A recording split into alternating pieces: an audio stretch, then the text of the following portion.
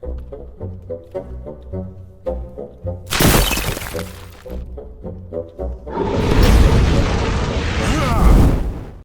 everybody, it's me, Riffraff Hornhelm, and I'm back again with another presentation from the Dwarven Vault. And today, we have a monster review. And the monster we're going to look at today comes to us from deities and demigods, and is not listed as a god or a demigod. It is ANTAEUS, the giant. Now this comes to us from the Greek mythology within deities and demigods, but once again is not listed as a god or a demigod, though ANTAEUS is the offspring of Poseidon and Gaia. Now, he's a very, very powerful giant. He comes with 100 hit points, armor class of 4. Pretty interesting creature, at least in terms of how he does combat. But even before that point, I mean, this should be a creature you can handle, right? It's 100 hit points. It's low intelligence. When you first see it, it looks like a hill giant. Oh, and of course it's evil. Chaotic evil. What's the big deal? Well, the big deal has to do with its very special set of abilities. Obviously, the result of having been the offspring of two very, very important god types.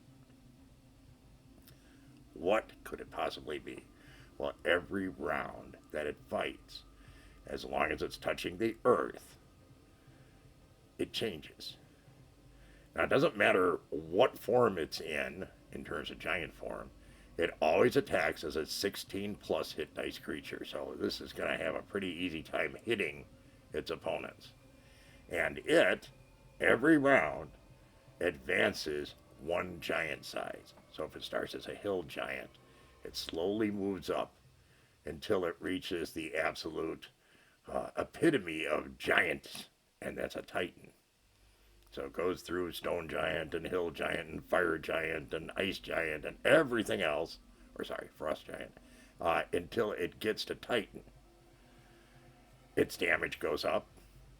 Its total hit points go up by 25 each time it goes up a version.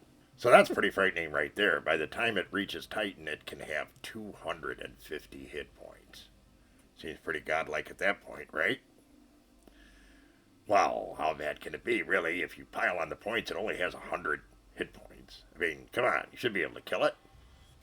Well, yes, that round by round increases the number of hit points, but there's one other very, very important thing that happens. Every time it goes from round to round, it heals itself from all damage taken the previous round. So it starts each round fresh. Now, if a bunch of you can hit it all during that time, while it's still connected to the ground, yeah, you can kill it.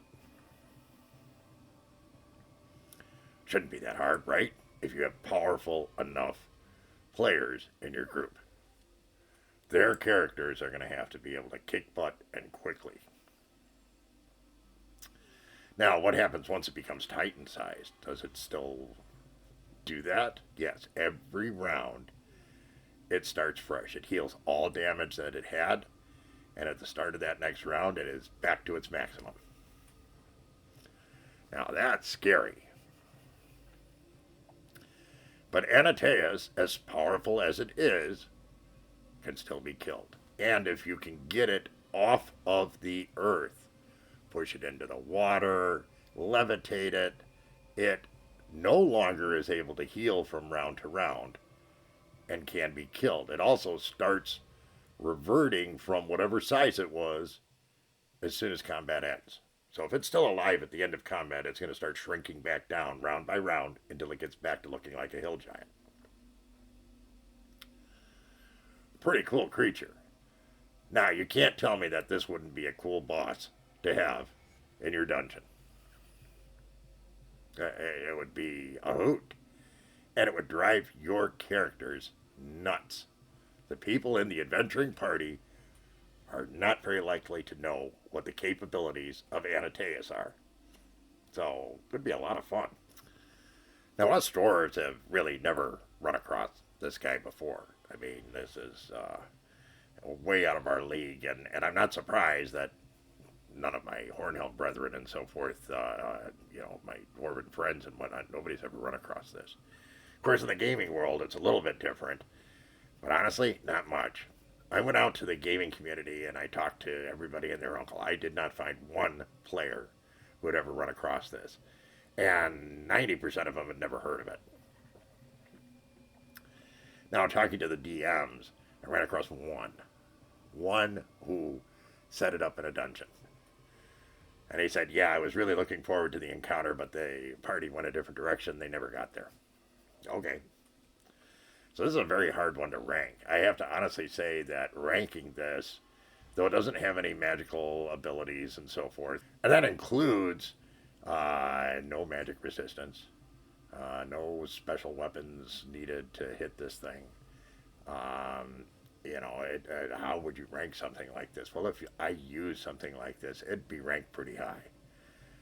It's probably going to be in the 9 range, 8.5 to 9.5. Had it intelligence and magic abilities, it'd be almost impossible to kill this. But because it doesn't, and it's low intelligence, even though it has this ability to grow every round, my guess is a well-organized party with powerful characters in it could indeed do the amount of damage necessary to kill this within one round. Wouldn't be easy, and maybe the first choice is don't fight it. But if you had to, and you had people who could hit it, I mean, it's only an armor class 4. So it's something where if you have a party of 6 or 8, 10, 12, whatever it may be with NPCs, and everybody focuses on it, as long as you have powerful enough weapons, you can do enough damage, it's definitely possible to kill this within a round. Now, don't compare this to 5e, because in 5e, this would be pretty easy to kill. But in first edition rules, this would be a real corker. It'd be difficult to kill and would provide a very challenging encounter, even for a fairly high level party. Pretty cool creature. And once again, hidden in the depths of deities and demigods are many gems. Check it out. So that, my friends, is ANTAEUS, the Greek giant. Hope you found today's presentation to be interesting, educational, amusing, all that kind of good stuff. If you did, please be so kind as to leave us a like. Consider subscribing if you haven't.